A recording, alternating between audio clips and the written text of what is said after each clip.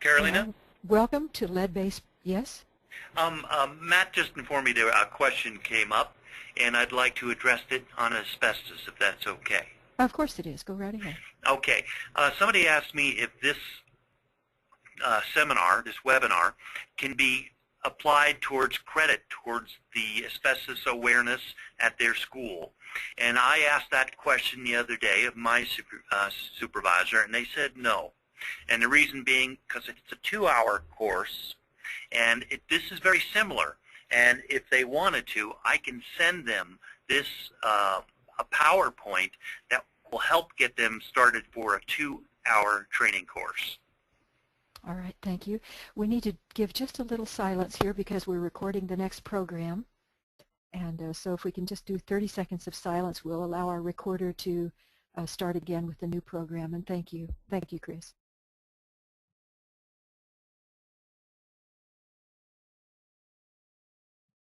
Welcome to Lead-Based Paint, Renovation, Repair, and Painting Rule, the second in a series of webinars for the Clean, Green, and Healthy Tribal Schools Initiative that are scheduled each Wednesday through February 22nd at this same time. Several of the programs are double features, such as the 2 programs that you're enjoying today. You're joining 86 other guests from communities, tribes, federal and state government agencies, schools, universities, and Head Start programs. Thank you for your interest in the health of our schools and communities. I'd like to introduce your speaker, Chris Maximuk.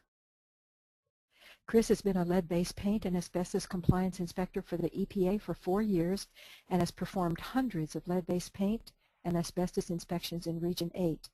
Chris is a retired police officer from the LAPD, and with his background in building sciences, he's provided lead-based paint and compliance assistance to tribes throughout Region 8, and as a residential and commercial inspector, he's provided forensic evaluations of building component failures. So before Chris gives you the answers, will you respond again to 2 questions about lead-based paint by selecting and clicking on the answer?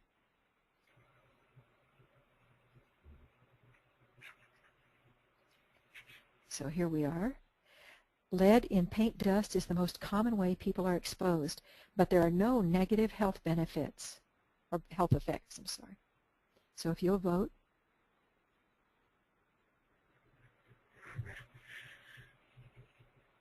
So about 50% have voted.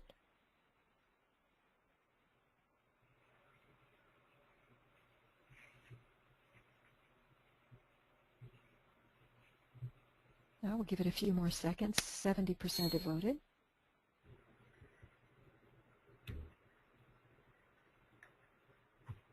All right.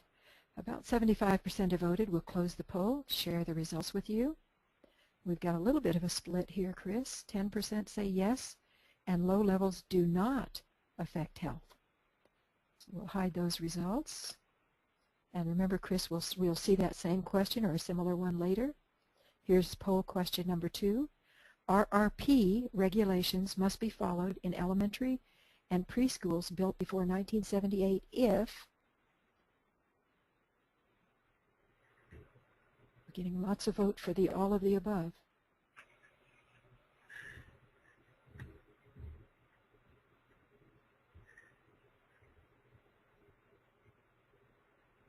So more than 50% have voted.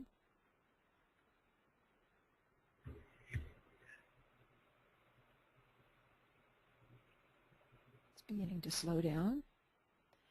All right, so we'll close the poll and share the results. Chris, we've got some split numbers here, so it's a good thing that you're providing this webinar. Thank you. I'm going to hide the results for that. All right, thank you, Chris. And Chris will give you information now about lead dust and the RRP rule, as well as other information that will inform you about issues and opportunities for making our schools and communities safer. Chris? Thank you, Carolina. I'm very happy to be here and do this outreach to help people understand the problems with lead and lead-based paint, and why are we concerned about it.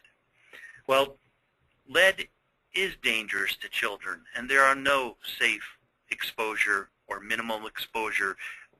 We want children not to have any lead in their system at all. The children that are most especially susceptible to lead poisoning are children under 6. As you can see in this picture here, this little toddler, they crawl on the ground, they put their fingers in their mouth, and they put it back on the floor, and this is a scenario that goes on and on and on. And what happens is the children ingest it. Lead dust is the biggest culprit and reason for children getting lead poisoned. Their bodies are growing, and their bodies absorb more of it. So toddlers, and one other thing I want to say, pregnant women are also very vulnerable to lead-based paint poisoning.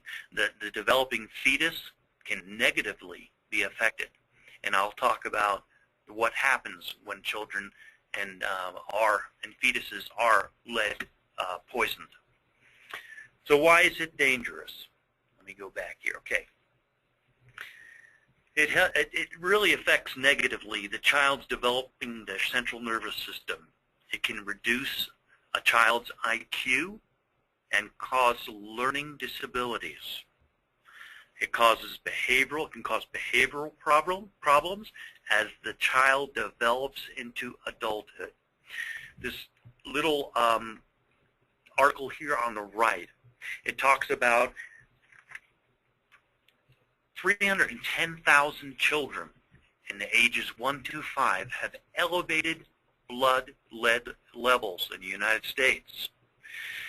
One of the things I want to point out is that these children will never get rid of the lead in their system. Lead is a heavy metal, it's toxic, and it actually settles to the bones, actually into the legs. It's a heavy metal, and gravity will force the lead into their marrow of their bones, and there it will stay. Only in severe cases can doctors, through a process, reduce the lead blood levels. But for the most part, it's something that cannot be reversed. One of the things that they have linked lead-based paint poisoning in children is behavioral problems. It's also caused hearing problems, damage to kidney damage, slow growth, abdominal pain, aggressive behavior. There are studies that show that crime, children, young adults committing crime, it's actually frightening. The blood levels in some children is going to be higher because their aggressive behavior is going to cause antisocial behavior and get in trouble with law enforcement. I never knew that when I was a police officer. In the inner cities where apartments are older and conditions are not kept well, children have a higher chance of getting lead poisoned. One of the things that the EPA has done is they initiated a law that's now in effect, and it's called the RRP, Renovation, Repair, and Paint Law. And let me go to this slide first before we talk about the RRP. Well, let me tell you that the lead that falls, it's in the paint, that falls off the house, and it goes into the yard, breaks down, and now you have lead in the soil. So you have children that are inside the house that have potential to be exposed, and the outside. And the biggest culprit of causing lead-based paint to be either inhaled or ingested is renovations. So now we have the regulation, federal regulation, called Renovation, Repair, and Paint. It's a new rule that came out in April of 2010. And let me go back one other one here. The slides are not keeping up with me here. But what this does, it's a regulation for housing or child-occupied facilities where renovation is going to be performed. And if it's older than 1978, so 1977 and older, certain regulations come into effect. One of the ones that comes into effect is that it requires contractors to get training before they disturb, and requires testing before it's disturbed. So a child-occupied facility is a facility such as a preschool, nursery school, or kindergarten, wherever there are children under the age of 6 that regularly visit. And it requires, there's a formula to figure out how many hours a week, but for the most part, if your child's being dropped off most during the week, they are within the regulation, not the children, but the regulations in effect for any kind of a preschool built before 1978. So, who do we regulate? We regulate contractors hired by schools and worker maintenance.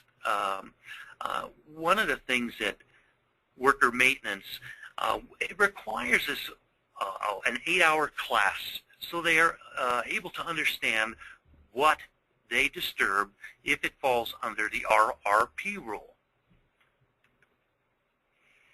Now, in schools, maintenance persons that disturb painted surfaces, this is before buildings built in 1978, they must work for a certified firm or employer.